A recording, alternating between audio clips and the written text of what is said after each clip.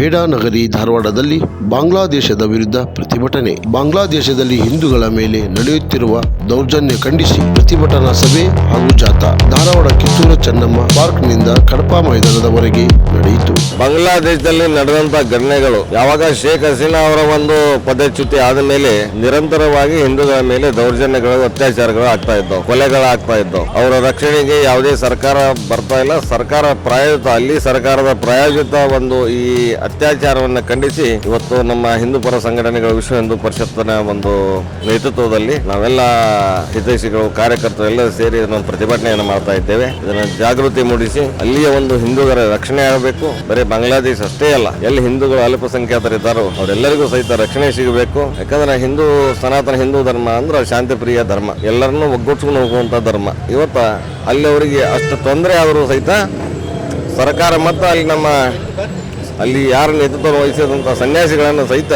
ಇವತ್ತು ಬಂಧನ ಮಾಡ್ಯಾರ. ಅವ್ರ ವಕೀಲರನ್ನ ಅವ್ರಿಗೆ ಭೇಟಿಯಾಗಲಿಕ್ಕೆ ಸಹ ಸರ್ಕಾರ ಅವಕಾಶ ಕೊಡ್ತಲ್ಲ. ಈ ಥರದ ಒಂದು ದಬ್ಬಾಳಿಕೆ ನಡೀತಾ ಇದೆ.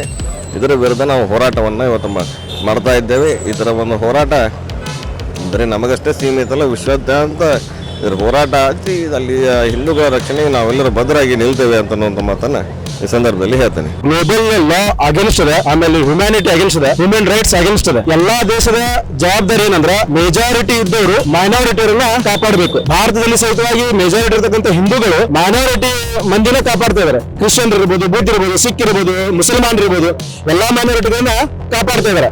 ಇದೇ ರೀತಿ ಬೇರೆ ದೇಶಗಳಲ್ಲೂ ಸಹಿತ ಇದೇ ಗ್ಲೋಬಲ್ ಆದ.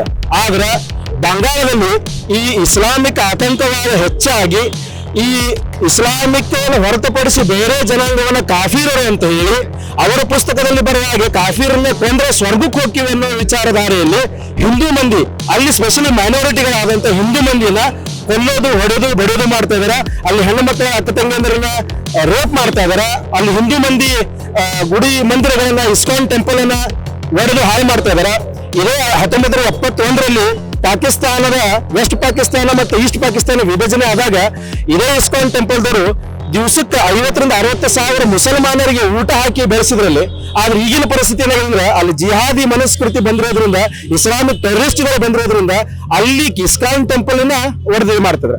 ಅದರ ಸಲುವಾಗಿ ನಾವು ಹೇಳೋದಂದ್ರೆ ಗ್ಲೋಬಲ್ ಲಾ ಮೇಂಟೈನ್ ಆಗಬೇಕು, ಹ್ಯೂಮನ್ ರೈಟ್ಸ್ ಮೇಂಟೈನ್ ಆಗಬೇಕು, ಮತ್ತು ಆ ದೇಶದಲ್ಲಿ ಇರತಕ್ಕಂಥ ಮೈನಾರಿಟಿಗಳು ಸುರಕ್ಷಿತವಾಗಿರಬೇಕು. ಅದರ ಸಲುವಾಗಿ ನಾವು ಯುನೈಟೆಡ್ ನೇಷನ್ ಆರ್ಗನೈಸೇಷನ್ ಸೆಕ್ರೆಟರಿ ಏನಿದ್ದಾರೆ ಅವರಿಗೆ ನಾವು ಇಲ್ಲಿಂದ DC ಅವರ ಮುಖಾಂತರ ಮನವಿ ಮಾಡ್ತಾ ಇದೀವಿ ಮತ್ತು ಪ್ರೆಷರ್ ಆಗ್ತಾ ಇದೀವಿ. ಮತ್ತು ಭಾರತ ಸರ್ಕಾರಕ್ಕೂ, ಘನವತ್ತ ಸರ್ಕಾರಕ್ಕೂ ಪ್ರೆಷರ್ ಆಗ್ತಾ ಇದೀವಿ. ಮತ್ತು ಇಲ್ಲಿರ್ತಕ್ಕಂಥ ಕರ್ನಾಟಕದ ಕಾಂಗ್ರೆಸ್ ಸರ್ಕಾರಕ್ಕೂ, ಸಿದ್ದರಾಮಯ್ಯ ಅವರಿಗೆ ಸ್ಪೆಷಲ್ ಆಗಿ ನಾವು ಇದ್ರ ಬಗ್ಗೆ ಹೇಳ್ತಾ ಇದೀವಿ.